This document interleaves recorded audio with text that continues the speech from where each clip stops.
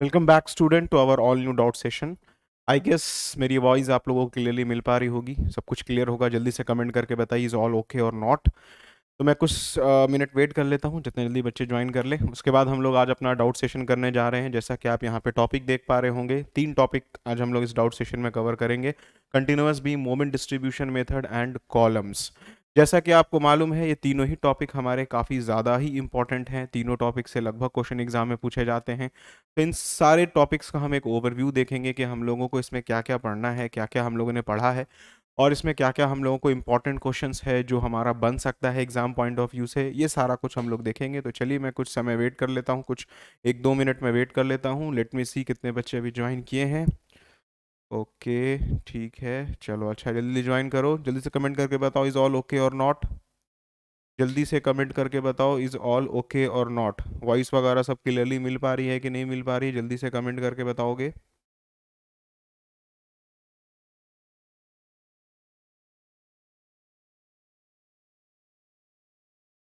Okay, तो is all okay और not जल्दी से कमेंट करके बताओ, जितने बच्चे भी क्लास में हो। तो आज हम लोग बहुत डिटेल में देखेंगे इन तीनों टॉपिक का कंप्लीट ओवरव्यू, ठीक है, ताकि आपका एग्जाम सर पे है और आपका एक तैयारी भी हो जाएगा कि हम लोग को मोटा मोटी इसमें क्या पढ़ना था एंड ऑल। सारा कुछ आप एक तरह से आपको तैयारी हो जाएगा, आप देख भी लेंगे, और मैं उम्मीद करूंगा कि बहुत इजी तरीके से आप इन सारे टॉपिक्स के क्वेश्चन तो बहुत इजी तरीके से आप बना सकते हैं। ठीक है, चलिए आगे से स्टार्ट किया जाए, है ना। चलिए स्टार्ट करते हैं। और हमारा जो पहला टॉपिक है जिसके बारे में मैं यहाँ पे ओवरव्यू दूंगा आपके सामने, उस टॉपिक का बेसिकली नाम है, जैसा कि आपने देख लिया होगा, उस टॉपिक का नाम है कंटिन्यूअस बीम। मेरे पास सिलेबस है आपका, जैसा कि मैं हमेशा आपको बता रहा हूँ। सिलेबस का अगर मैं थोड़ा सा आपके सामने ओवरव्यू करूँ, तो यूनिट नंबर 4 है हमारा, जो हम लोग को यहाँ बेसिकली पढ़ना है, यूनिट नंबर 4।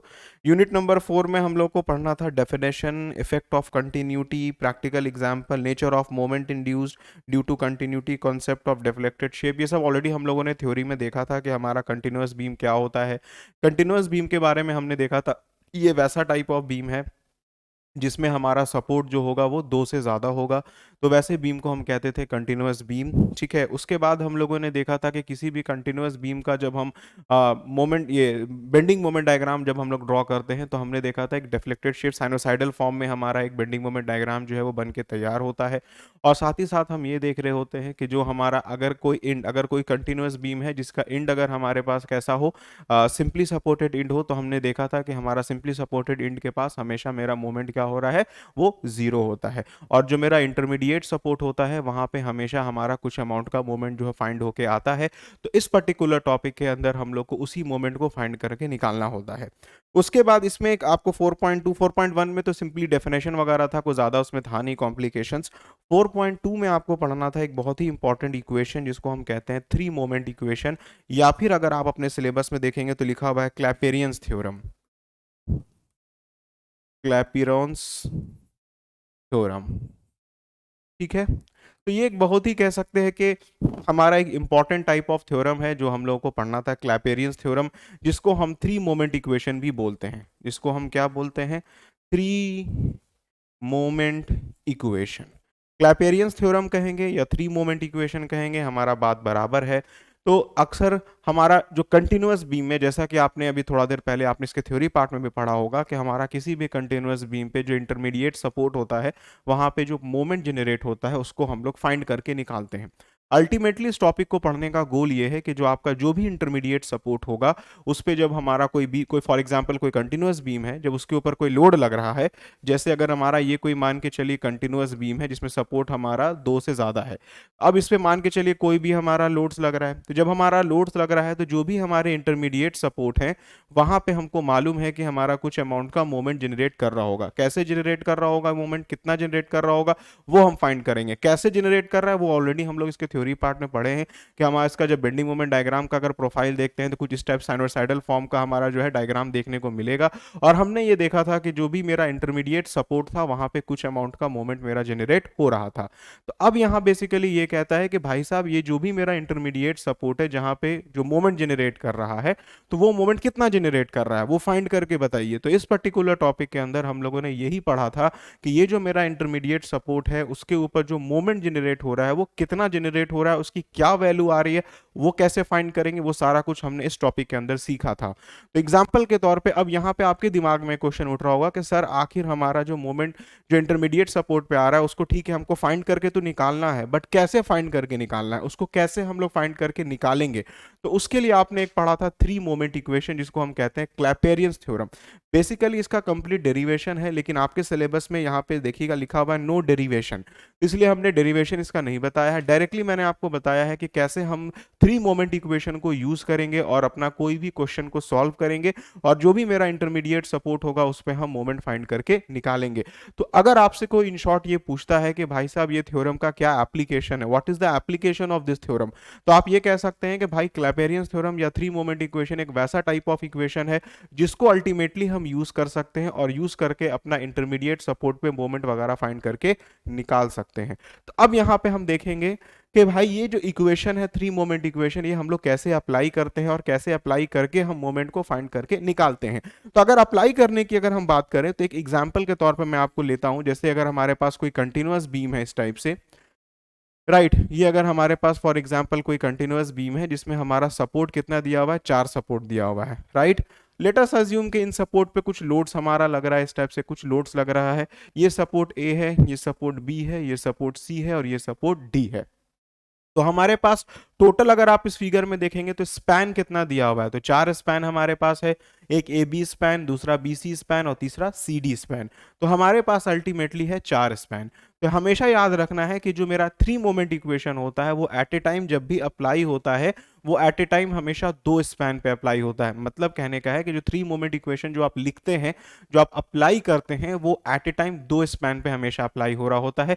ये बहुत इंपॉर्टेंट सा टर्म है जिसको आपको याद रखना होगा। और सबसे पहले जब आप कोई भी सॉल्यूशन को स्टार्ट करते हैं तो मैंने आपको शुरू से बता रखा है कि कभी भी जब भी आप कोई सॉल्यूशन को स्टार्ट करेंगे तो पहले आप ये डिसाइड करेंगे कि आपका स्टार्टिंग पॉइंट क्या होगा, एंडिंग पॉइंट क्या होगा। ये बहुत इंपॉर्टेंट होता है डिसाइड करना कि भाई हम सॉल्यूशन शुरू कहां से करेंगे, एंड कहां पे करेंगे। और अक्सर बच्चों को इसमें कंफ्यूजन रहता है। कुछ बच्चे जो है फॉर एग्जांपल कुछ बच्चे हो सकता है अपना सॉल्यूशन डी से शुरू करेंगे, ए पे आके एंड करेंगे। कुछ बच्चे हो सकता है अपना सॉल्यूशन ए से शुरू करेंगे, डी पे जाके एंड करेंगे। तो ये आपका डिसीजन है, आप क्या डिसाइड करते हैं। लेकिन हम तो बहुत ही कह सकते हैं कॉमन सॉर्ट ऑफ डिसीजन जो है उसको लेके चलेंगे, जैसे कि मेरा सॉल्यूशन क्योंकि ए से शुरू होगा, एंड मेरा सॉल्यूशन कहां पे होगा, डी पे होगा। तो मेरा स्टार्टिंग पॉइंट ए होगा, एंडिंग पॉइंट मेरा डी होगा। ये हर क्वेश्चन में लगभग हम लोग को ये डिसाइड करना होता है। कोई भी एनालिसिस का क्वेश्चन जब आप सॉल्व करेंगे इस चीज पे जरूर फोकस करेंगे कि स्टार्टिंग पॉइंट और एंडिंग पॉइंट आपका क्या होगा, इस पे जरूर ध्यान देंगे। अब जब आपने स्टार्टिंग पॉइंट और एंडिंग पॉइंट अपना डिसाइड कर लिया है तो पहला स्पैन कौन सा है, ए बी है, दूसरा स्पैन क्या है, बी सी है, राइट। तो जब भी थ्री मोमेंट इक्वेशन अप्लाई होगा वो एट ए टाइम दो स्पैन पे अप्लाई होगा। जैसे इस पर्टिकुलर क्वेश्चन में अगर हमको सॉल्व करने के लिए बोलता तो हमारा जो कह सकते हैं कि जो थ्री मोमेंट इक्वेशन था, हमारा जो थ्री मोमेंट इक्वेशन था वो किस किस स्पैन पे पहले अप्लाई होता, A B and B C span पे, राइट। एट ए टाइम हमेशा 2 स्पैन पे अप्लाई होगा। और क्योंकि मैंने स्टार्टिंग ए माना है तो मेरा पहला स्पैन ए बी होगा, दूसरा स्पैन मेरे पास बी सी होगा। तो इसके लिए जो हम थ्री मोमेंट इक्वेशन लिखेंगे वो क्या होगा, फॉर एग्जाम्पल इस पर्टिकुलर पॉइंट पे कुछ मोमेंट आ रहा होगा ए में, इस पर्टिकुलर पॉइंट पे मानते हैं कुछ मोमेंट एम बी, इस पर्टिकुलर पॉइंट पे कुछ मोमेंट एम सी और इस पर्टिकुलर पॉइंट पे मानते हैं कुछ मेरा मोमेंट आ रहा होगा एम डी। ऑब्वियस ये बात है कि हर सपोर्ट पे कुछ ना कुछ तो मोमेंट आ रहा होगा हमारा। तो ये जो moment M A M B M C M D, इसी को तो हम फाइंड करके निकालते हैं इस पर्टिकुलर टॉपिक के अंदर। और अब ये जो वैल्यू कैसे फाइंड होता है उसी के लिए हम लगाते हैं थ्री मोमेंट इक्वेशन। क्लियर है। तो चलिए, तो जैसे सबसे पहले हम यहां फाइंड करेंगे स्पैन ए बी और बी सी के लिए क्या क्या फाइंड करना चाहेंगे, एम ए एम बी और एम सी। तो कैसे फाइंड होगा, बड़ा सिंपल सा इक्वेशन है थ्री मोमेंट इक्वेशन। इसका फॉर्मूला होता है M A into L one plus two M B L1 plus L2 plus MCL2 is equals to 6A1 X1 bar by L1 plus 6A2 X2 bar by L2। तो ये है मेरा three moment equation जो apply हुआ है पहला ए B और B C span में। तो ए बी और बी सी स्पैन पे जब आपने अप्लाई किया तो किस किस मोमेंट को आपने कंसीडर किया है यहाँ पे, अगर आप देखेंगे तो आपने कौन कौन से मोमेंट को कंसीडर किया, एम ए एम बी और एम सी, ये तीन मोमेंट्स को आपने कंसीडर किया है। तो मालूम ये चला कि ये पहला इक्वेशन से हमारा ये तीन मोमेंट का एक इक्वेशन बन के तैयार होगा। अब जब आपने ये मोमेंट का इक्वेशन लिख दिया है तो L1 क्या होगा, ऑब्वियस सी बात है, जो पहला स्पैन होगा उसका लेंथ, L2 क्या होगा, जो दूसरा स्पैन होगा उसका लेंथ, L3 क्या होगा, तीसरा स्पैन उसका लेंथ। तो इन शॉर्ट कहने का मतलब है कि L1 आपका L1 प्लस L2 तो आपको मालूम है, L2 भी आपको यहां मालूम है, तो L1 L2 तो आपको ऐसे भी क्वेश्चन में गिवन होगा, स्पैन आपको क्वेश्चन में गिवन होगा, तो आपको ज्यादा दिमाग लगाने की जरूरत नहीं है। अब अल्टीमेटली मेरा क्या बच गया, MA MB और MC। तो आपको मालूम है, जैसा कि आप इस फिगर में देख पा रहे हैं, कि मेरा जो सपोर्ट A है जिसके ऊपर मोमेंट MA आ रहा है, ये इंड सपोर्ट है। ये सपोर्ट कैसा है, इंड है, क्योंकि इसके बाद, इससे पहले हमारे पास कोई भी सपोर्ट नहीं है, इसके बाद है, इससे पहले नहीं है। तो ऑब्वियस सी बात है कि सपोर्ट A और सपोर्ट D ये मेरा कैसा सपोर्ट है, दोनों, ये दोनों ही मेरा इंड सपोर्ट है। और हमने ऑलरेडी देख रखा है कि इंड सपोर्ट पे मेरा मोमेंट अल्टीमेटली क्या आ रहा होता है, जीरो आ रहा होता है। क्यों जीरो आ रहा होता है, इसको ऑलरेडी हम लोगों ने काफी डिटेल में इसका डेफिनेशन ऑलरेडी देख रखा है, केसेस देख रखा है। तो हमको बाय डिफॉल्ट मालूम है कि moment at A end moment at D मेरा जीरो आ रहा है। क्यों, क्योंकि ये दोनों ही इंड मेरा सिंपली सपोर्टेड है। सिंपली सपोर्टेड होने की वजह से दोनों ही इंड पे मेरा मोमेंट अल्टीमेटली क्या आ रहा है, जीरो। अगर फिक्स होता तो जीरो नहीं आ रहा होता, क्योंकि इंड मेरा सिंपली सपोर्टेड है, इस वजह से मेरा दोनों पॉइंट पे मोमेंट क्या आ रहा है, अल्टीमेटली जीरो आ रहा है। अब जब MA और MB की वैल्यू, MA और MD की वैल्यू मेरी जीरो आ रही है बाय डिफॉल्ट, क्योंकि हमको मालूम है कि A और D हमारा इंड है और दोनों ही सिंपली सपोर्टेड है, तो मोमेंट एट A मेरा बाय डिफॉल्ट जीरो हो जाएगा। मोमेंट एट डी तो मेरे पास यहां पे कहीं पे भी नहीं है, तो मोमेंट एट डी, तो अब अल्टीमेटली मेरा जो एक इक्वेशन बनेगा वो किस किस टर्म में बनेगा, 2MB L1 plus L2 plus MC L2 is equals to 6A1X1 bar. What is this A1X1 bar? Plus 6A2X2 bar upon L2. A1X1 बार और A2X2 बार हमारा क्या है, A1X1 बार और A2X2 बार ये होगा कि जो हम पहला स्पैन और दूसरा स्पैन, AB मतलब कहने का होगा फर्स्ट स्पैन, BC कहने का मतलब होगा सेकंड स्पैन। तो मेरा जो फर्स्ट स्पैन होगा उस स्पैन का हम जो बेंडिंग मोमेंट डायग्राम बनाएंगे, क्योंकि हमको मालूम है कोई भी कंटिन्यूअस बीम को जो हम एनालाइज कर रहे होते हैं तो पहला ही स्टेप ये होता है कि हमको बेंडिंग मोमेंट डायग्राम बनाना होता है, जो भी उस स्पैन पे लोड लग रहा होता है उस लोडिंग का। तो जब जो भी उस स्पैन पे लोड लग रहा होगा, अगर उस लोडिंग का आप बेंडिंग मोमेंट डायग्राम बनाएंगे तो वो कैसा भी बन सकता है, वो पैराबोला बन सकता है, वो रेक्टेंगल बन सकता है, वो हमारा एक ट्रायंगल बन सकता है, वो किसी भी टाइप का हमारा अगर जो भी बेंडिंग मोमेंट डायग्राम बनेगा, जैसे वैसे हमारा दो इंपॉर्टेंट डायग्राम बनेगा, या तो पैराबोला या तो ट्रायंगल। तो जो भी डायग्राम हमारा बनेगा उसका हम लोग क्या फाइंड करेंगे, एरिया, और उसका सीजी फाइंड करके निकालेंगे। उस पर्टिकुलर वो जो डायग्राम हमारा बना होगा उस डायग्राम का हम एरिया जो फाइंड करेंगे वो मेरा A1 हो जाएगा। और उस डायग्राम का जो सेंटर ऑफ ग्रेविटी होगा, सीजी जो होगा, सपोर्ट से कितने दूरी पे होगा, वो मेरा होगा X1 बार। जैसे एग्जांपल के तौर पे अगर AB स्पैन में अगर यूडीएल लग रहा होगा तो वो एक पैराबोला बनेगा, तो हम लोग पैराबोला का जो इस एरिया को मानेंगे A1, और इस पैराबोला का जो भी सेंटर ऑफ ग्रेविटी होगा उसका डिस्टेंस सपोर्ट से क्या होगा वो हम लोग मानेंगे X1 bar. For example important चीज यहां पे याद रखने वाली ये है, जैसा कि मैंने आपको शुरू में भी बता रखा है, कि अगर आप जब भी A1 और X1 बार जब आप फाइंड करते हैं तो A1 निकालना तो बहुत इजी है कि आप सिंपली एरिया फाइंड कर ले रहे हैं। X1 बार जिसको हम कहते हैं CG फाइंड करना, तो उसमें एक चीज ध्यान देने वाली बात होती है जो मैंने आपको बार बार कहा है, कि जैसे अगर आप इस फिगर में देखेंगे तो पहले हम AB स्पैन के लिए फाइंड कर रहे हैं A1 X1 बार, तो AB मेरा पहला स्पैन है, BC मेरा दूसरा स्पैन है। तो जब भी आप पहले स्पैन में रहते हैं तो CG का डिस्टेंस हमेशा अपने राइट से लेंगे।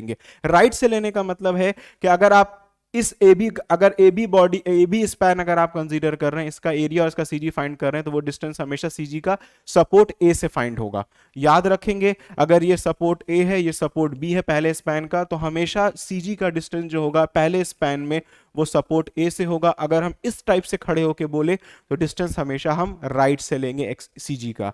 सिमिलरली अगर आप सेकंड स्पैन में हैं, सेकंड स्पैन कहने का मतलब है अगर आप BC स्पैन में है, तो BC स्पैन में जब आप कंसीडर करेंगे और BC स्पैन में भी कोई बेंडिंग मोमेंट डायग्राम बना होगा, तो उसके लिए आप जब A2 और X2 बार फाइंड करेंगे, तो फॉर एग्जांपल के तौर पे अगर सेकंड बॉडी हमारा कुछ इस टाइप से ट्रायंगल बना है, ये सपोर्ट B है और ये सपोर्ट C है, तो इसका जो भी एरिया होगा वो A2 होगा, और इसका जो भी X2 बार जो होगा उसका डिस्टेंस आप कहां से लेंगे, X2 बार का B से लेंगे कि C से लेंगे, तो याद रखना है वो CG का डिस्टेंस हमेशा C से लिया जाएगा। मतलब कि जब आप दूसरे स्पैन में खड़े हैं तो CG का डिस्टेंस हमेशा आप लेफ्ट से लेंगे, और पहले स्पैन में खड़े हैं तो CG का डिस्टेंस हमेशा राइट से लेंगे। इसी फिनोमिना को लेके आप आगे भी बढ़ेंगे सारे के सारे क्वेश्चन में। तो मालूम इन शॉर्ट ये चल गया हमको कि हमको a1 x1 बार मालूम चल गया, तो मेरा एक इक्वेशन बन जाएगा ma प्लस mc के टर्म में, mb और mc के टर्म में। फॉर एग्जांपल मेरा कुछ इक्वेशन बनेगा mb plus mc is equals to कुछ, जिसको हम इक्वेशन 1 मान लेंगे। तो मालूम ये चला कि पहला दो स्पैन पे जब मेरा 3 मोमेंट इक्वेशन अप्लाई हुआ तो मेरा एक इक्वेशन बना mb और mc के टर्म में। नाउ जब मेरा पहला इक्वेशन से mb और mc के टर्म में इक्वेशन बन चुका है, तो अब हमको एक और इक्वेशन चाहिए होगा, क्योंकि यहाँ पे दो अननोन है मेरे पास। तो इस दो अननोन को सॉल्व करने के लिए हमको एक और इक्वेशन चाहिए होगा, तभी मेरा अननोन जो है वो फाइंड होके आएगा। उस केस में अब हम क्या करेंगे, अब next equilibrium equation, sorry next 3 moment equation जो हम लिखेंगे वो किस किस स्पैन के लिए लिखेंगे, bc स्पैन के लिए और cd स्पैन के लिए, राइट। पहला हमने ab और bc स्पैन के लिए लिखा था, और फिर से हमको दो स्पैन के लिए लिखना है, क्योंकि 3 मोमेंट इक्वेशन दो स्पैन के लिए हमारा एप्लीकेबल होगा। तो अब जो हमारा 3 मोमेंट इक्वेशन अप्लाई होगा वो किसके स्पैन पे होगा, अब BC स्पैन और CD स्पैन के लिए अप्लाई होगा। तो अगला जो मेरा 3 मोमेंट इक्वेशन जो अप्लाई होगा वो किसके स्पैन के लिए होगा, BC एंड CD स्पैन के लिए।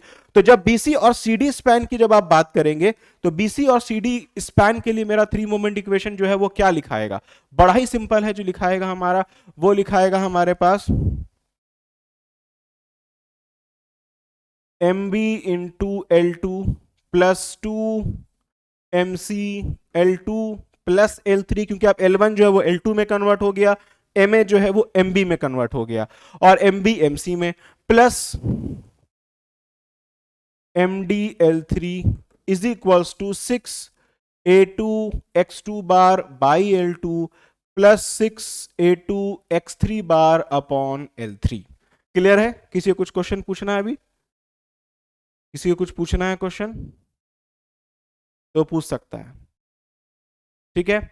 चलिए, तो इन शॉर्ट मालूम ये चल गया 2mb L2 plus 2mc L2 plus L3 plus md L3 is equal to 6a2 x2 bar by L2 plus 6a2 x3 bar upon L3। तो ये मेरा इक्वेशन किस स्पैन के लिए लिखा गया है, ये मेरा इक्वेशन लिखा गया है स्पैन BC और CD के लिए। तो अब जब ये मेरा स्पैन BC और CD के लिए लिखा चुका है, तो अगला अब हमको काम क्या करना होगा, इसमें हमको मालूम है कि मेरा MB और जो MC है, अगर आप फिगर में देखेंगे तो मेरा MB और मेरा जो MC है वो कैसा सपोर्ट है, ये मेरा इंटरमीडिएट सपोर्ट है, और इंटरमीडिएट सपोर्ट पे हमारा मोमेंट कभी भी जीरो नहीं होता है। तो मालूम ये चला कि MB और MC की वैल्यू कुछ भी हमारी जीरो नहीं होगी, MD मेरा जीरो हो जाएगा। क्यों मेरा MD जीरो हो जाएगा, क्योंकि ये इंड सपोर्ट है, और इंड सपोर्ट पे हमेशा मेरा मोमेंट जीरो होता है अगर इंड मेरा सिंपली सपोर्टेड है तो, और इंड मेरा सिंपली सपोर्टेड ही है तो MD मेरा जीरो हो जाएगा। और A2 और X2 कैसे आप फाइंड करेंगे, जैसा कि मैंने अभी आपको बताया है, जैसे A2 मतलब ये सेकंड जो आपने जो स्पैन BC लिया है उसका हो जाएगा A2, A3 हो जाएगा सेकंड स्पैन CD का। तो A2 जब निकालेंगे तो A2 तो सिंपली आप इसका जो भी बेंडिंग मोमेंट डायग्राम बनेगा आप वो ले लेंगे, लेकिन जब आप इसका X2 निकालेंगे तो क्योंकि ये पहला स्पैन है BC तो डिस्टेंस राइट से लेंगे, और जब आप X3 निकालेंगे किसके लिए, CD स्पैन के लिए, तो ये लास्ट स्पैन है तो इसका डिस्टेंस लेफ्ट से लेंगे। तो पहला जब भी स्पैन में लिखेंगे तो डिस्टेंस राइट से CG का लेंगे, दूसरे स्पैन में जब भी आप CG का डिस्टेंस लेंगे तो वो लेफ्ट से लेंगे। ये याद रखिएगा, अक्सर 90% बच्चों को इसी में कंफ्यूजन होता है कि CG का डिस्टेंस जो है वो कहां से लिया जाएगा। अगर CG का डिस्टेंस आपने सही ले लिया है, दैट मींस आपका कोई भी क्वेश्चन जो है वो बहुत इजी तरीके से बन जाएगा, कहीं पे भी आपको किसी तरह का प्रॉब्लम जो है वो क्रिएट नहीं होगा। तो यही था हमारा, इन शॉर्ट कह सकते हैं कि अब हमने इक्वेशन लिख दिया है। तो सिमिलरली हमारा A2 X2 बार कुछ आएगा, तो फिर से एक इक्वेशन हमारा जो बनेगा वो MB प्लस MC के टर्म में बनेगा, जिसको हम इक्वेशन नंबर 2 मान लेंगे, क्योंकि मेरा MB और MC जो है वो जीरो नहीं हो रहा है, it is not unknown. MD मेरा जीरो हो रहा है, तो MB प्लस MC के टर्म में मेरा एक इक्वेशन बन गया। अब जब ये इक्वेशन मेरा बन के तैयार हो चुका है, जिसको इक्वेशन 2 हम कह रहे हैं, और यहां से मेरा इक्वेशन नंबर 1 जो है वो बन के रेडी था, तो दोनों इक्वेशन को सॉल्व करेंगे। हम यहां लिखेंगे सॉल्व इक्वेशन 1 एंड 2। जब आप इस दोनों इक्वेशन को सॉल्व करेंगे तो अल्टीमेटली आपका MB फाइंड होके आ जाएगा, और अल्टीमेटली आपका MC फाइंड होके आ जाएगा, और यही आपको फाइंड करके बताना होता है। तो आपका MB और आपका MC फाइंड हो गया, जिसको हम कहेंगे कि सपोर्ट मोमेंट जो है हमारा इंटरमीडिएट सपोर्ट मोमेंट फाइंड होके आ चुका है, और इसी के साथ ये क्वेश्चन आपका कंप्लीट हो जाएगा। लेकिन अभी ये क्वेश्चन पूरी तरीके से आपका कंप्लीट नहीं हुआ है, क्योंकि इस क्वेश्चन में अभी आपसे बोल रहा होगा कि भाई साहब इसका आप शेयर फोर्स डायग्राम बना के दिखाइए, शेयर फोर्स डायग्राम कैसा बनेगा। तो शेयर फोर्स डायग्राम जब भी बनाने के लिए बोलेगा तो उसका भी मैं आपको हिंट दे देता हूं कैसे बनता है। जैसे अगर हमारे पास कोई एग्जांपल 4 स्पैन या 3 स्पैन का क्वेश्चन हो, जैसे मैंने 4 स्पैन का एग्जांपल लिया था, ए बी सी और डी, इन सब के ऊपर कुछ भी हमारा फॉर एग्जांपल लोड्स एक्ट कर रहा होगा, तो जब भी हमको इसका शियर फोर्स डायग्राम ड्रॉ करने बोलता है या बनाने बोलता है, तो सबसे बेहतर और सबसे आसान तरीका हमको बनाने का यही है कि हम क्या करेंगे, इस कंटिन्यूअस बीम को ब्रेक डाउन कर देंगे। इस कंटिन्यूअस बीम को हम क्या कर देंगे, ब्रेक कर देंगे सिंपली सपोर्टेड बीम में। सिंपली सपोर्टेड बीम में हम ब्रेक कर देंगे। कैसे सिंपली सपोर्टेड बीम में ब्रेक होगा, देखिए, क्योंकि जब भी आप शियर फोर्स फाइंड करते हैं तो आपको सबसे इंपॉर्टेंट वैल्यू क्या चाहिए होता है, रिएक्शन। सबसे इंपॉर्टेंट वैल्यू जो आपको चाहिए होता है वो होता है रिएक्शन की वैल्यू। जैसे इस फिगर में 4 सपोर्ट है, 4 वर्टिकल सपोर्ट है, तो जब 4 वर्टिकल सपोर्ट है तो 4 रिएक्शन हमारा आएगा। यहां पे जो रिएक्शन आएगा आर ए, यहां पे जो रिएक्शन आएगा आर बी, यहां पे जो रिएक्शन आएगा आर सी, और यहां पे जो रिएक्शन आएगा वो आर डी। तो भाई साहब ये रिएक्शन जो है वो कैसे फाइंड होगा, तो रिएक्शन जब भी फाइंड करना हमको होगा तो उसके लिए हमको क्या करना होगा, इस कंटिन्यूअस बीम को सिंपली सपोर्टेड बीम में आप सिंपली ब्रेक कर दो। बहुत आसान तरीका है, सिंपली सपोर्टेड बीम में आप ब्रेक कर दो। जैसे पहला सिंपली सपोर्टेड बीम जो हमारा बनेगा वो बनेगा ए बी, इस पे जो भी लोड लग रहा है वो दिखा देंगे, ये रिएक्शन आएगा आर ए। यहां पे जो रिएक्शन आएगा वो देखो आर बी नहीं आएगा, यहां पे हम लिखेंगे R B one. R B one हम क्यों लिख रहे हैं, क्योंकि ये जो आर बी है, जो रिएक्शन एट बी जिसको हम आर बी से इंडिकेट किए हैं, ये दोनों ही स्पैन शेयर कर रहा है। ये रिएक्शन जो है दोनों स्पैन की वजह से, इस पे जो रिएक्शन आएगा वो ए बी स्पैन की वजह से भी आएगा और बी सी स्पैन की भी वजह से आएगा, क्योंकि ये common to both the span है।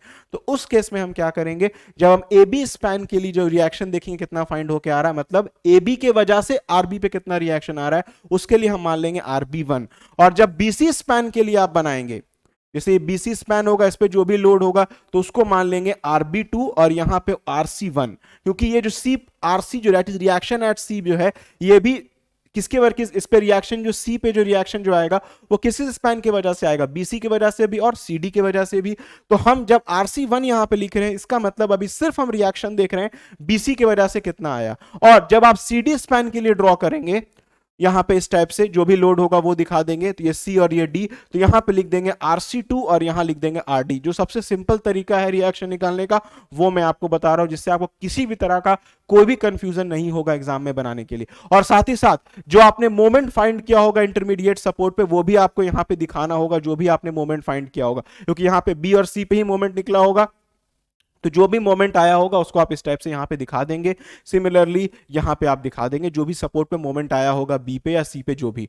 अब जब आप पहला स्पैन को सॉल्व करेंगे, सिंपली इक्विलिब्रियम कंडीशन को अप्लाई करेंगे, summation V, summation H and summation M, तो आपका क्या क्या निकल जाएगा, आर ए और आर बी वन। सिमिलरली जब बीसी स्पैन में आप सिंपली इक्विलिब्रियम कंडीशन लगाएंगे तो आर बी टू और आर सी वन निकलेगा। सीडी के लिए निकालेंगे तो आर सी टू और आर डी निकल जाएगा। तो अल्टीमेटली हमको क्या चाहिए, आर बी और आर सी। तो यहां से आर बी वन निकला, यहां से आर बी टू निकला, तो आर बी बराबर मेरा क्या हो जाएगा, R B one plus R B two. और सिमिलरली आर सी बराबर क्या हो जाएगा मेरा, are C one plus RC2। तो सिंपली आपका रिएक्शन फाइंड हो गया। थोड़ा सा टाइम टेकिंग है, मैं मानता हूं कि टाइम टेकिंग है, थोड़ा सा टाइम ज्यादा जाएगा, लेकिन एक्यूरेसी ज्यादा अच्छा रहेगा। क्वेश्चन में मिस्टेक होने का चांस आपको बिल्कुल भी नहीं रहेगा। जो स्टेप मैं बता रहा हूं, अगर आप इस स्टेप को फॉलो करके चलते हैं, हाँ थोड़ा सा सॉल्यूशन लेंदी जा सकता है, बट एक्यूरेसी की अगर मैं बात करूं तो बहुत परफेक्ट एक्यूरेसी आएगी। कहीं पे भी आपके मार्क्स कटने का चांसेस नहीं है, और आपसे मिस्टेक होने का भी चांसेस जो है वो बिल्कुल ही समझिए कि नेग्लिजिबल होगा, काफी कम होगा। तो आपका अल्टीमेटली आरबी निकल गया, आपका अल्टीमेटली आरसी निकल गया। अब जब आरबी और आरसी आपका आ चुका है तो भाई साहब सारा रिएक्शन आपको फाइंड हो चुका है, और आप शेयर फोर्स तो निकालना जानते ही हैं। सिंपली कैसे निकलेगा, simply shear force at A near, अगर यहां पे यूडीएल है तो near to B, at B, at C, at D, जो भी आप जैसे आप प्रोसेस को जानते हैं वो निकाल सकते हैं। जो बच्चे को नहीं आता है रिएक्शन निकालने के लिए, शेयर फोर्स निकालने के लिए, तो मेरा यूट्यूब पे वीडियो मेरा डला हुआ है, शेयर फोर्स और बेंडिंग मोमेंट कैसे फाइंड किया जाता है, मैं आई बटन में उसका लिंक डाल दूंगा, वहां से आप जरूर देख लेंगे कि कैसे आपका शेयर फोर्स और बेंडिंग मोमेंट फाइंड होता है, ताकि आपको एक आइडिया मिल जाएगा, एक ओवरव्यू मिल जाएगा कि कैसे हम लोग सॉल्व करके निकालते हैं। तो जब आपका रिएक्शन निकल गया है तो आपका इजीली जो है आराम से हम समझते हैं कि आपका bending moment diagram, sorry shear force और बेंडिंग मोमेंट डायग्राम जो है वो इजीली तरीके से आपका बन के रेडी हो जाएगा। तो यही था इन शॉर्ट हमारा इस पर्टिकुलर टॉपिक का एक कंप्लीट ओवरव्यू कि हमको कंटिन्यूअस बीम टॉपिक के अंदर क्या क्या जो था वो पढ़ना था और क्या क्या हमारे लिए इंपॉर्टेंट था। कैल्पेरियंस थ्योरम को हम कैसे अप्लाई करते थे, अगर आप भूल भी गए होंगे तो मैं उम्मीद करता हूं कि अब आपको एक ओवरव्यू मिल चुका होगा, अब आपको एक आइडिया मिल चुका होगा कि कैसे हमारा कैल्पेरियंस थ्योरम जो है वो अप्लाई होता है, कैसे हम शेयर फोर्स और बेंडिंग मोमेंट डायग्राम को ड्रॉ कर सकते हैं, कैसे हमारा रिएक्शन फाइंड होगा, सारा कुछ मैं उम्मीद करता हूं आपको पता हो गया होगा। और अब इन सारे कॉन्सेप्ट को आप यूज करके एग्जाम में इजीली क्वेश्चन को बना सकते हैं, क्योंकि कंटिन्यूअस बीम से एक बाय डिफॉल्ट एक क्वेश्चन जो है आपसे पूछेगा, बड़ा ही आसान सा क्वेश्चन पूछेगा, आप इजी तरीके से बना सकते हैं। तो ये था overview complete continuous beam topic का। इसमें किसी को कुछ पूछना है तो वो पूछ सकता है, अगर कोई डाउट है तो। लेट मी सी कितने बच्चे ऑनलाइन हैं अभी।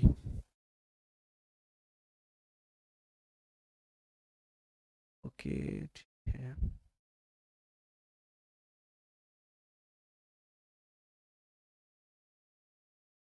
चलिए, है ना।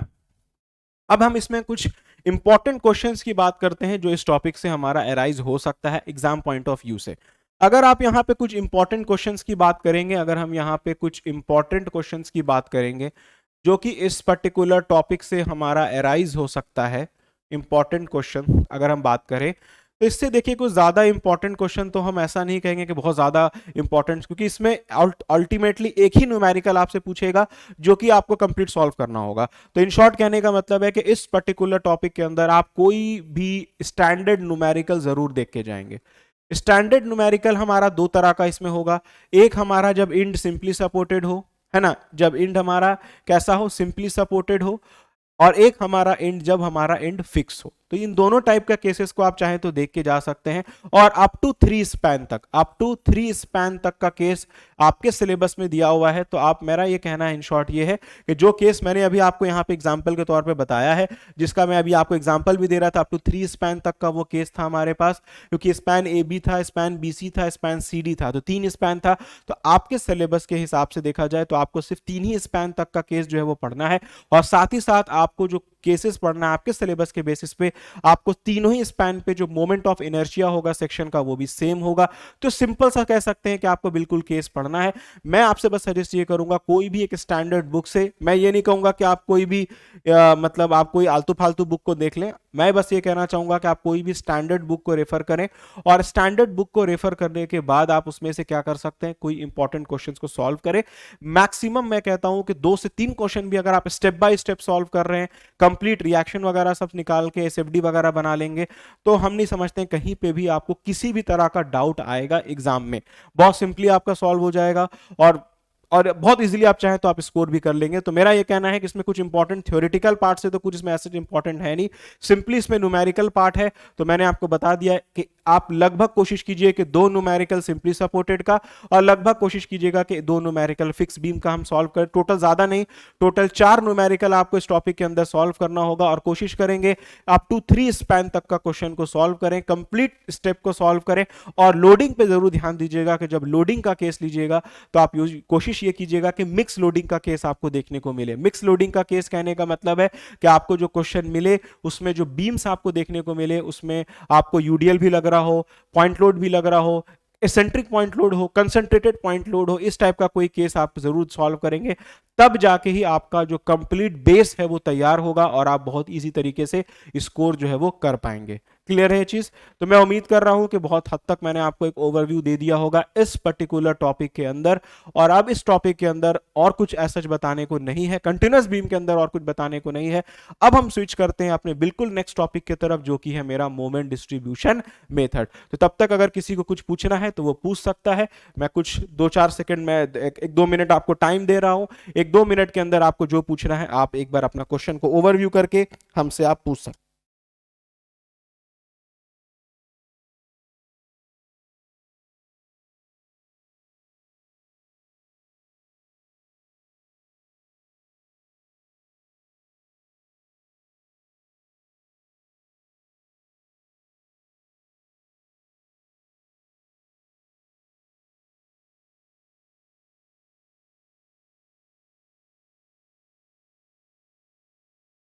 चलिए ठीक है, किसी का कोई क्वेश्चन है? लेट मी सी, किसी का कोई क्वेश्चन तो नहीं है?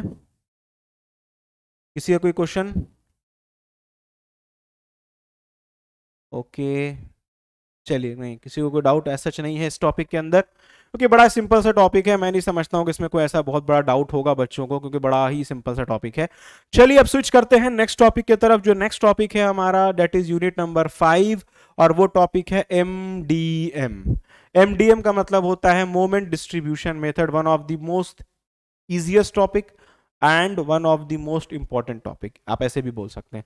इजिएस्ट भी है, इंपॉर्टेंट भी है, दोनों तरह से देखा जाए तो मोमेंट डिस्ट्रीब्यूशन मेथड जो टॉपिक है हमारा, इसको हम लोग डिटेल में देखेंगे अब कि इसमें हम लोगों ने क्या क्या देखना था। तो मेरा सिलेबस आपका मेरे पास है, यूनिट नंबर 5 है। लगभग आपको इससे 10 मार्क्स के क्वेश्चन जो है बाय डिफॉल्ट पूछे जाएंगे, और बड़े आसान सा टॉपिक है ये, इजीली निकल जाएगा। जैसे introduction, sign convention, carry over factor, stiffness factor, distribution factor, और उसके बाद है एप्लीकेशन। थोड़ा सा मैं इस सब्जेक्ट का टॉपिक का ओवरव्यू मैं दे देता हूं, what is this topic is all about. Moment distribution method topic, जिसको हम शॉर्ट में एमडीएम भी बोलते हैं, इस टॉपिक में बेसिकली आपने क्या पढ़ा? इस टॉपिक में बेसिकली आपने सिंपली ये पढ़ा कि अगर हमारे पास कोई बीम है और अगर उस बीम को हमको एनालाइज करने के लिए बोला जाए, राइट, एनालाइज करने के लिए अगर हमारे पास कोई बीम है जो कोई कंटिन्यूअस बीम है फॉर एग्जांपल, तो हम जानते हैं कि जो हमारा कंटिन्यूअस बीम टॉपिक जो इससे पहले हमने पढ़ा था उसमें हमने क्या फाइंड किया था? कंटिन्यूअस बीम टॉपिक जो आपने पढ़ा था इससे पहले जस्ट, उसमें आपने ये फाइंड किया कि मेरा जो भी इंटरमीडिएट सपोर्ट होता है उस पर हमारा कुछ मोमेंट जो है वो फाइंड होके आता है। अब मोमेंट तो फाइंड होके आ गया, इन शॉर्ट जो भी लोड हमारा लग रहा था उसकी वजह से मोमेंट फाइंड होके आ गया। जैसे अगर हमारे पास ये कोई अगर कंटिन्यूअस बीम है इस टाइप से, तो इस पे हमारा जो भी इंटरमीडिएट सपोर्ट है यहाँ पे कुछ मोमेंट हमने फाइंड करके निकाल लिया। अगर ये दोनों एंड मैंने सिंपली सपोर्टेड दिखाया है, अगर ये दोनों एंड मेरा फिक्स होता तो वहां पे भी कुछ मोमेंट आ रहा होता। तो जैसे एग्जांपल हम इस टॉपिक पर्टिकुलर केस से ले रहे हैं। अब जब जैसे यहाँ पे मोमेंट कुछ एम बी आया, यहाँ पे कुछ मोमेंट एम सी आया, अगर ये सपोर्ट ए है, ये सपोर्ट बी है, ये सपोर्ट सी और ये सपोर्ट डी है, तो अब कहने का मतलब ये है कि भाई साहब ये जो मोमेंट्स मेरा फाइंड होके आया, ये सब मोमेंट क्या है? ये मोमेंट क्या करेगा अल्टीमेटली? ये मोमेंट जो है अल्टीमेटली क्या करेगा? इस बीम के स्टेबिलिटी को जो है नुकसान पहुंचाएगा। मतलब कि ये जो मेरा मोमेंट जो सपोर्ट पे आ रहा है, ये मोमेंट अल्टीमेटली क्या करेगा? वो बीम के स्टेबिलिटी को हार्म करना चाहेगा। मतलब कि ये जो इसको कह सकते हैं, ये जो मोमेंट है वो क्या करेगा? बीम को अनस्टेबल कराने की कोशिश करेगा। तो अगला जो टॉपिक आप पढ़ते हैं मोमेंट डिस्ट्रीब्यूशन मेथड, उसमें आप यही पढ़ते हैं कि भाई साहब ये जो मोमेंट्स हमारा जो सपोर्ट पे आया फाइंड होके, इस मोमेंट को हम कैसे कम करें, या कह सकते हैं कि इस मोमेंट को हम कैसे बैलेंस करें। बैलेंस करने का मतलब ये होगा कि हम इन मोमेंट्स को कैसे हम हटा सकें, कैसे हम निकाल सकें, ताकि हमारा बीम की जो स्टेबिलिटी है वो मेंटेन रह सके। तो उसको कैसे हम रिमूव कर सकते हैं इस पर्टिकुलर मोमेंट को, उसी के लिए आपको पढ़ाया गया है मोमेंट डिस्ट्रीब्यूशन मेथड। ठीक है, इसी से पहले टॉपिक और पढ़ना होता है slope deflection method. Slope deflection method as per your syllabus, आपके सिलेबस में स्लोप डिफ्लेक्शन मेथड नहीं है, बट फिर भी मैंने क्वेश्चन देखा है, कुछ क्वेश्चन स्लोप एंड डिफ्लेक्शन से भी आपको पूछ लिया, but as per your new syllabus आपको स्लोप डिफ्लेक्शन मेथड जो है वो नहीं पढ़ना है। लेकिन अगर आप सीक्वेंस की बात करेंगे तो हमारा जैसे ये जो मोमेंट को कैसे हम सॉल्व करें, कैसे हम बैलेंस करें ताकि मेरा बीम का स्टेबिलिटी जो है वो मेंटेन रहे, और ये जो भी मोमेंट हमारा सपोर्ट पे आ रहा है ये मोमेंट हमारा वैनिश्ड हो जाए, खत्म हो जाए, तो उसको खत्म करने के लिए हमारे पास 3 बेसिक मेथड है जो हम लोग पढ़ते हैं। राइट, सबसे पहला मेथड है जिसको हम कहते हैं slope deflection method. Slope deflection method. दूसरा जो मेथड है हमारे पास, उस मेथड को हम कहते हैं MDM, that is moment distribution method. और तीसरा मेथड जो हमारे पास है उसको हम लोग कहते हैं कैनीज मेथड। राइट, 3 मेथड बेसिकली हमारे पास है ना, जिसको हम बेसिकली पढ़ते हैं, जिसके थ्रू हम ये जो मोमेंट हमारा जो सपोर्ट पे आ रहा है, इंटरमीडिएट सपोर्ट पे जो आता है, उसको हम वैनिश कर पाते हैं, बैलेंस कर पाते हैं। तो ये 3 मेथड हमारे पास है, slope deflection method, moment distribution method और कैनीज मेथड। लेकिन as per the syllabus of SBT, जो आपका सिलेबस है उसमें आपको सिर्फ और सिर्फ एक ही मेथड को पढ़ना है, और वो मेथड है हमारा अल्टीमेटली वो मेथड है हमारा मोमेंट डिस्ट्रीब्यूशन मेथड। अगर आप सीक्वेंस की बात करें तो पहले हमको पढ़ना होता है slope deflection method. Slope deflection method थोड़ा सा कह सकते हैं it is a lengthy form of method, थोड़ा सा लेंदी जाता है ये मेथड, स्टेप्स थोड़ा इसमें ज्यादा है, प्रोसेस थोड़ा सा इसमें ज्यादा हो जाता है, तो हम लोग को ये मेथड पढ़ाया जाता है पहले, क्योंकि आपको कोई भी चीज पढ़ने से पहले एक बेसिक का तो आइडिया होना चाहिए। तो वो है स्लोप डिफ्लेक्शन मेथड, जो सबसे ओल्डेस्ट फॉर्म ऑफ मेथड भी कह सकते हैं।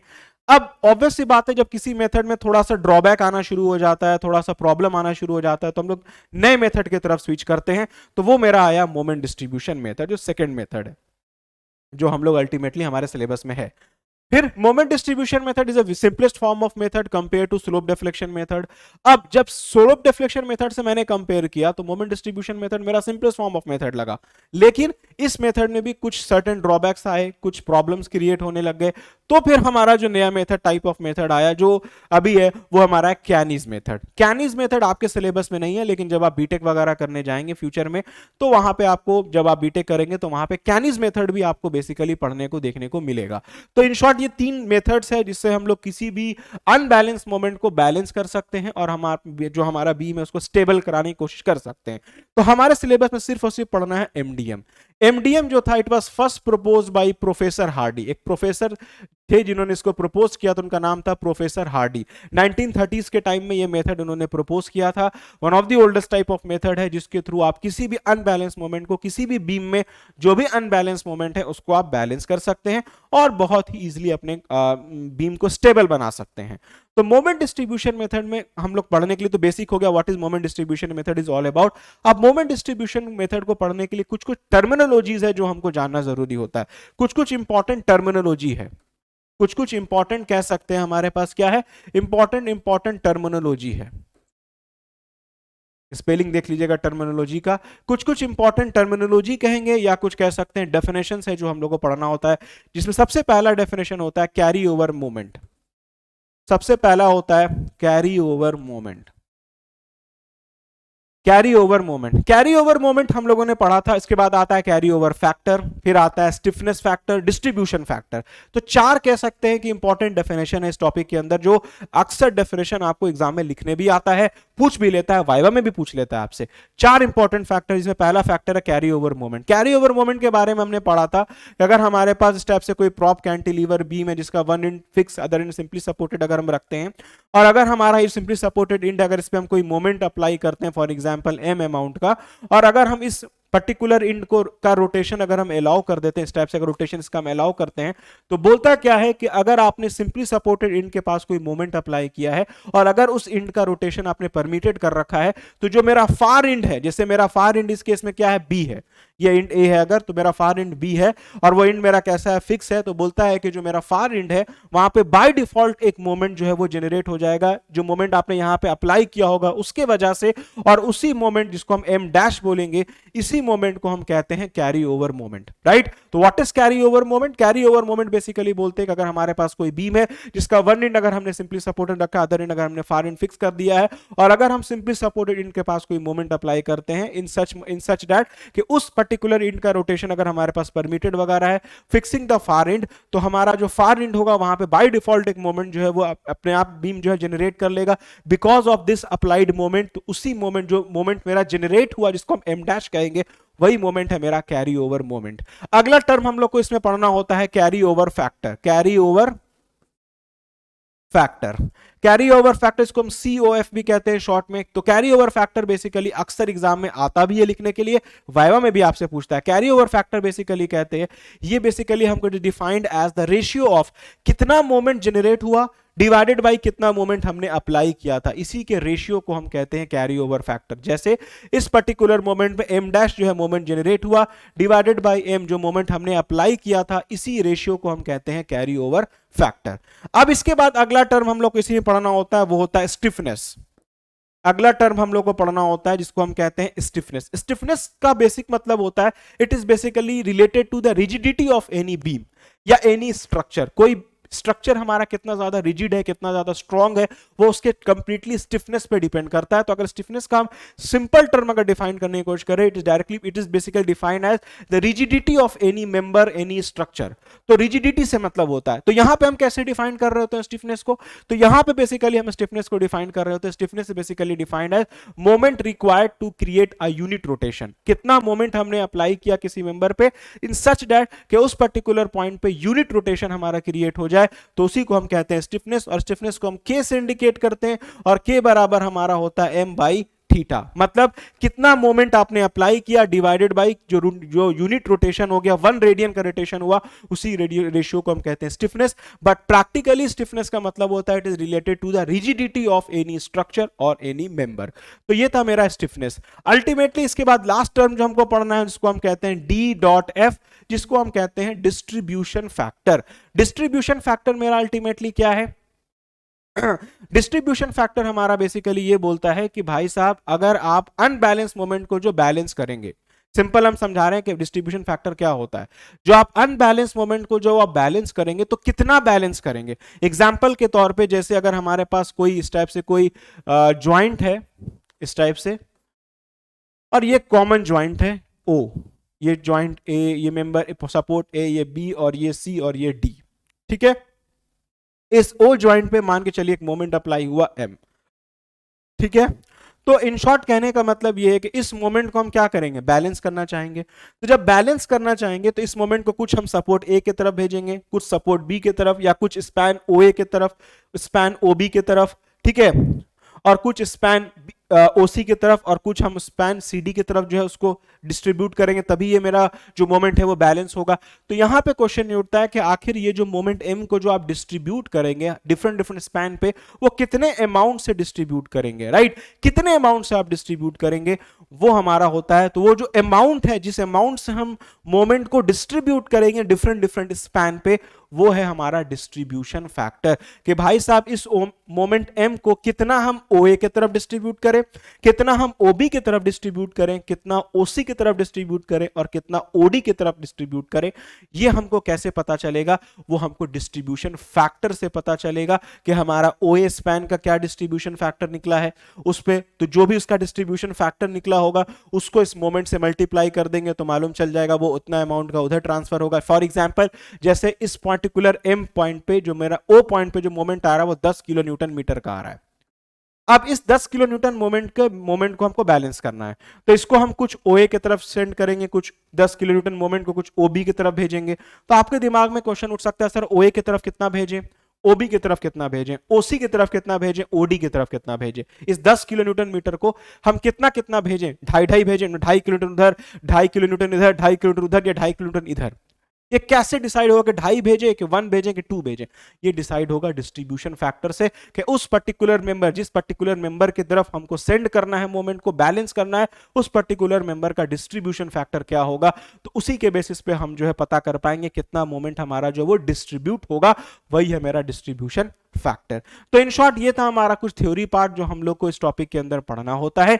और इसके बाद अब हमको डायरेक्टली स्विच करना होता है न्यूमेरिकल की तरफ। न्यूमेरिकल को कैसे स्विच करते हैं और कैसे सॉल्व करते हैं उसके बारे में आपको एक ओवरव्यू दे देता हूं। सबसे पहला स्टेप जो हमारे पास होता है वो होता है फिक्स एंड मोमेंट फाइंड करने का। फिक्स एंड मोमेंट फाइंड करने का ये मेरा सबसे पहला स्टेप होता है।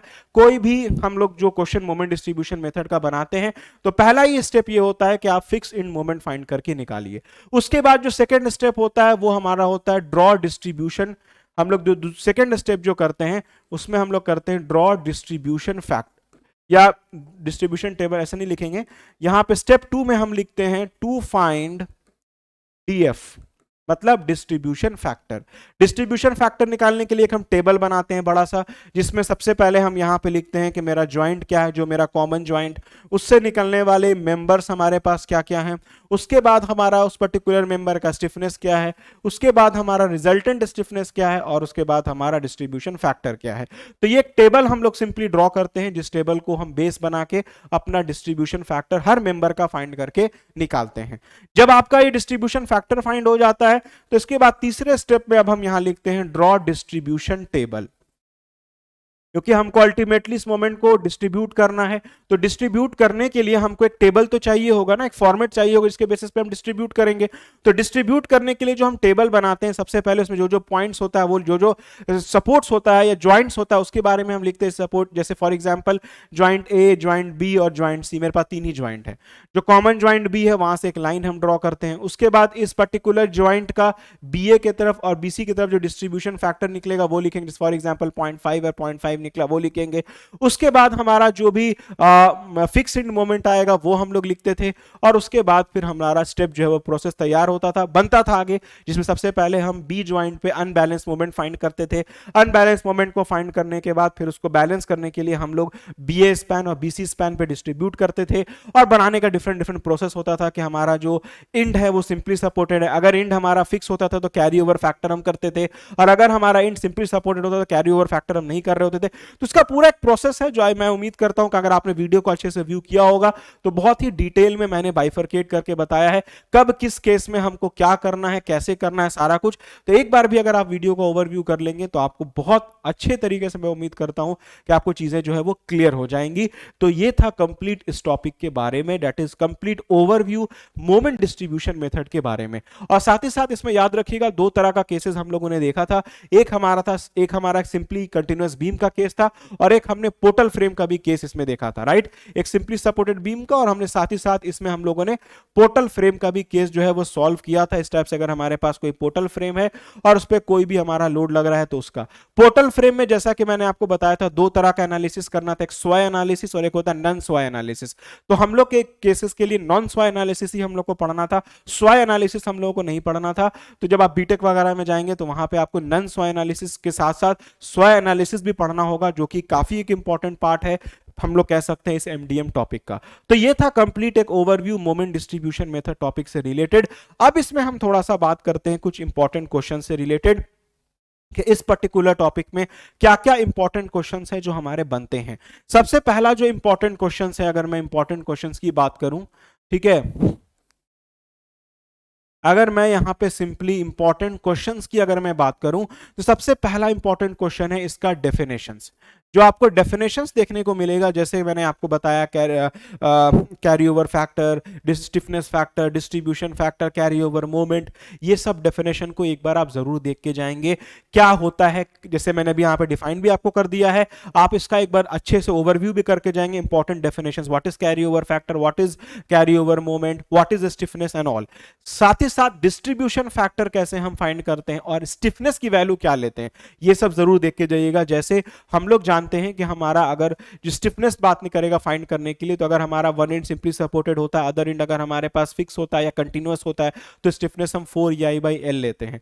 अगर हमारा कोई एंड सिंपली सपोर्टेड है, अदर एंड हमारे पास सिंपली सपोर्टेड है, तो हम स्टिफनेस लेते हैं 3EI/L। तो जो स्टिफनेस की जो वैल्यू ली जाती है वो भी अक्सर आपसे एग्जाम में पूछ लेता है कि किस केस में क्या स्टिफनेस होगा, या कोई फिगर आपको दे देगा सिंपली, और फिगर में बोलेगा बताइए इसका स्टिफनेस फाइंड करके क्या निकलेगा। और एक चीज यहां पे याद रखिएगा, कई बार हम लोग स्टिफनेस को रिलेटिव स्टिफनेस के टर्म में भी लेते हैं। रिलेटिव स्टिफनेस के टर्म में लेते हैं अगर हमारा फार एंड, अगर कोई केस हो जिसमें मेरा फार एंड अगर मेरा हिंज हो, या इस टाइप से रिलेटिव स्टिफनेस की मैं एक बार केस देख लेता हूं। आपको रिलेटिव स्टिफनेस का केस जो आपको पढ़ना है कि नहीं पढ़ना है, रिलेटिव स्टिफनेस के बारे में आपको पढ़ना है क्या, नहीं पढ़ना, बट फिर भी मैं बता देता हूं। मैंने एक दो क्वेश्चंस आपका देखा है रिलेटिव स्टिफनेस से रिलेटेड, इसमें तो नहीं है, लेकिन मैं आपको रिलेटिव स्टिफनेस का कुछ केस में आपको बता देता हूं। कई बार हम लोग स्टिफनेस को रिलेटिव स्टिफनेस के टर्म में भी ले रहे होते हैं। जैसे हम लोग जानते हैं सिंपल सा केस कि अगर हमारे पास कोई बीम है जिसका वन एंड सिंपली सपोर्टेड हो और अदर एंड अगर हमारे पास हिंज हो, यहाँ पे लिखा हुआ फार एंड हिंज, कहने का मतलब वन एंड सिंपली सपोर्टेड और अदर एंड अगर हमारे पास हिंज हो। अगर हम सिंपली अगर स्टिफनेस इसका निकालने की कोशिश करें तो सिंपली स्टिफनेस का क्या निकलेगा, 3EI/L, अगर हम सिंपली इसको स्टिफनेस के टर्म में डिफाइन करें।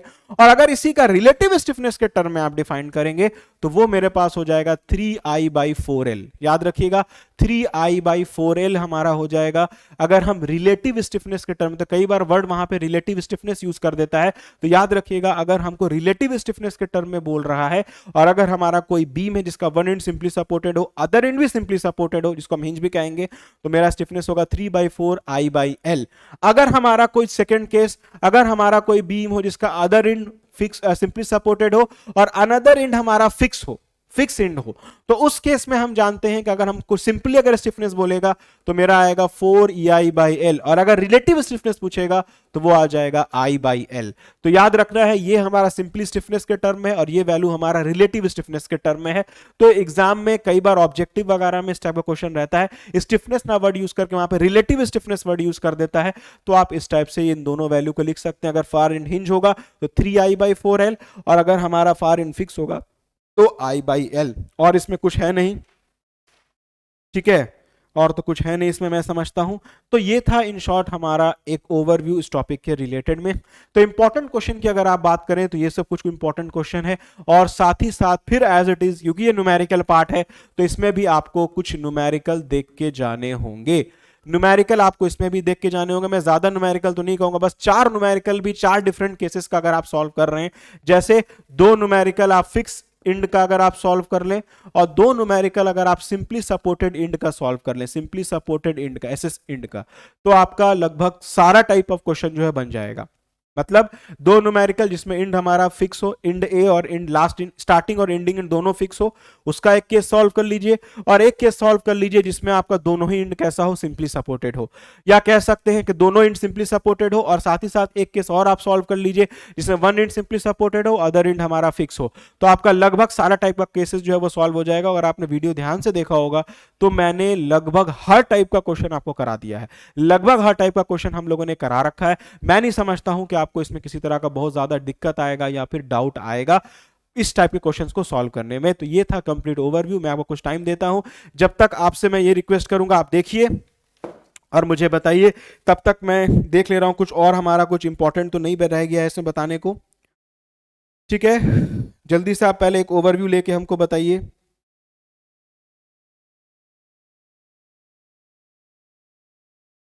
जल्दी से आपका कुछ क्वेश्चन हो, कोई डाउट हो तो जल्दी से आप कमेंट करके बताएंगे कि हाँ सर हमको यहाँ पे ये डाउट है, ये हमको समझ में नहीं आ रहा है। उफ, क्योंकि इसके बाद अगला लास्ट ओवरव्यू हमारा जो होगा वो टॉपिक है हमारा कॉलम्स। कॉलम्स का हम लोग लास्ट ओवरव्यू करेंगे। जब तक मैं बच्चों का कुछ क्वेश्चंस वगैरह है तो वो मैं देख लेता हूँ। ठीक है, किसी का कोई क्वेश्चन है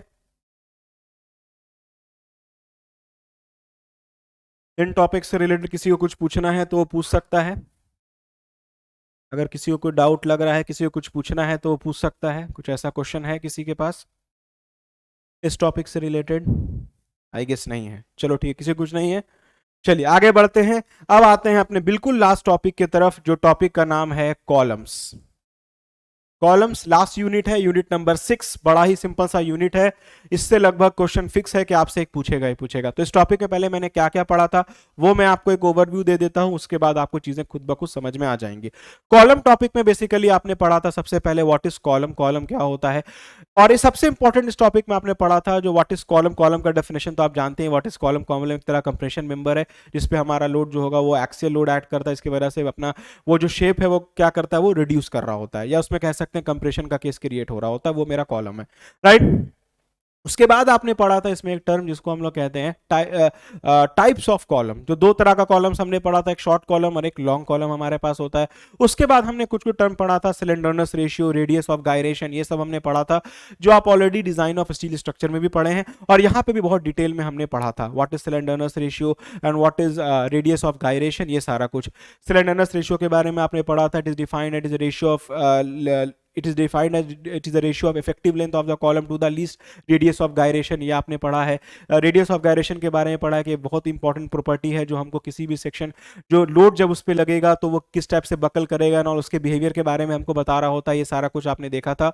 रेडियस ऑफ गायरेशन का निकालने का क्या फॉर्मूला है, स्लेंडरनेस रेशियो निकालने का क्या फॉर्मूला है, सारा कुछ आपने देखा था।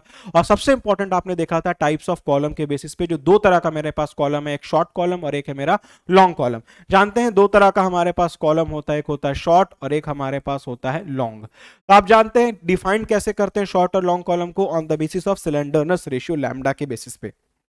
लैम्डा की value less than equal to 12 है तो short column, greater than equal to 12 है तो मेरा लॉन्ग कॉलम।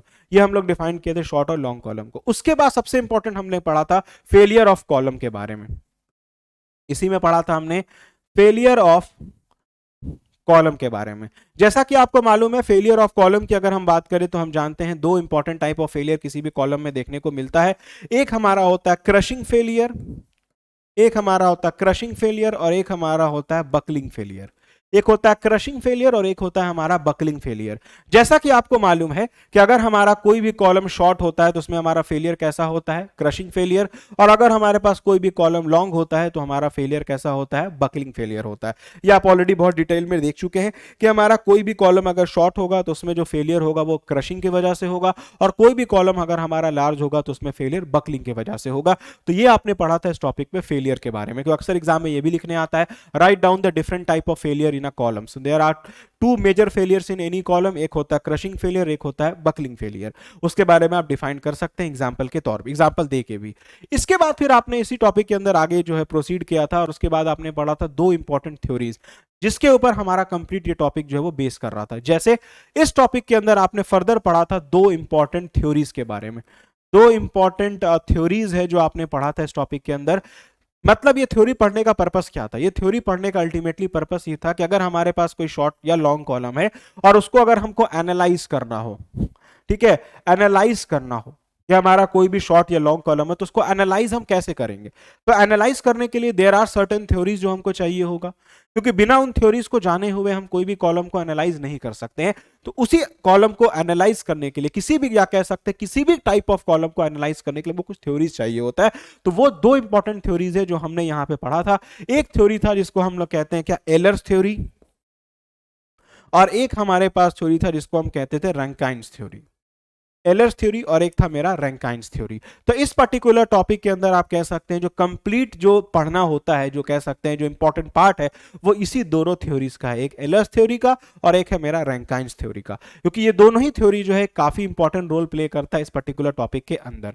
एलर्स थ्योरी जो था इसको हम लोगों ने किस लिए यूज किया था और कहां पे या किस टाइप ऑफ कॉलम के लिए हमने एनालाइज किया था, इसको हमने यूज किया था लॉन्ग कॉलम के एनालिसिस के लिए। तो अक्सर आपसे ये वाइवा में या ऑब्जेक्टिव में ये क्वेश्चन पूछ लिया जाता है कि जो एलर्स थ्योरी होता है वो किस टाइप ऑफ कॉलम के लिए एप्लीकेबल होता है, या किस टाइप ऑफ कॉलम के लिए हम लोग एलर्स थ्योरी को यूज कर रहे होते हैं।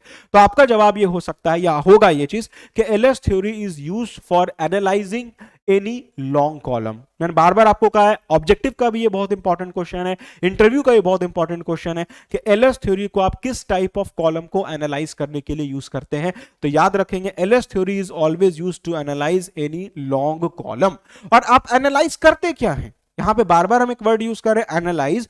तो अल्टीमेटली इस टॉपिक के अंदर आप एनालाइज क्या कर रहे होते हैं, एनालाइज करने के लिए आप सीधा सीधी इसमें फाइंड कर रहे होते हैं buckling load, right, buckling load, या जिसको हम क्रिपलिंग लोड भी कह सकते हैं, क्रिपलिंग लोड, क्रशिंग लोड, ये आप जो भी कहेंगे। तो एनालाइज का यहां पे सिंपल सा मतलब होता है हमको फाइंड करना होता है बकलिंग लोड या फिर crippling load. What is this buckling and what is this crippling load, क्या होता है, what is the meaning of this में लोड। हम लोग जानते हैं बकलिंग या क्रिपलिंग लोड हम लोग कहते हैं load at which a column will just start to buckle, वैसा लोड जिस लोड पे कॉलम हमारा जस्ट बकलिंग उसमें शुरू हो जाए, या it will just start to buckle, मतलब किसी कॉलम पे जब हमने लोड लगाया तो लोड लगाने के बाद जिस लोड के बाद वो बकल हो जाए, बकलिंग उसमें शुरू हो जाए, क्रिपलिंग होने लगे, तो वैसे लोड को हम लोग कहते हैं बकलिंग या क्रिपलिंग लोड। तो इस पर्टिकुलर टॉपिक के अंदर हम लोग इसी बकलिंग और क्रिपलिंग लोड की वैल्यू जो है वो फाइंड करके निकालते हैं, और उसको फाइंड करने के लिए हमारे पास दो थ्योरीज अवेलेबल, रैंकाइन्स थ्योरी और एलर्स थ्योरी।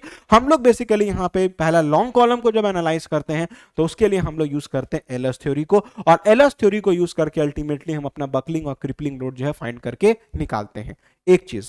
उसके बाद अब एलर्स थ्योरी को जब आप पढ़ते हैं तो इसमें आपको एक इंपॉर्टेंट क्वेश्चन है जो लगभग आपसे हर एग्जाम में पूछ सकता है, वो है अजम्पशंस इन एलर्स थ्योरी। जैसा कि आपको मालूम है कोई भी थ्योरी को जब आप पढ़ते हैं, जब आप एनालाइज करते हैं, तो देयर आर सर्टेन अजम्पशंस जो आपको फॉलो करना होता है। कुछ अजम्पशंस है जिसको ध्यान में रखना होगा, और अजम्पशंस को ध्यान में रखने के बाद ही आप जो है आप अपना आगे का कुछ फॉर्मूला जो है वो ड्राइव कर सकते हैं। वही है जैसे इसी तरह जैसे इस पर्टिकुलर टॉपिक में एलर्स थ्योरी था, एलर्स थ्योरी को यूज करके आप अपना बकलिंग या क्रिपलिंग लोड जो फाइंड करते हैं तो उसको फाइंड करने के लिए देयर आर सर्टेन अजम्पशंस, कुछ अजम्पशंस हैं जो आपको ध्यान में रखने होंगे।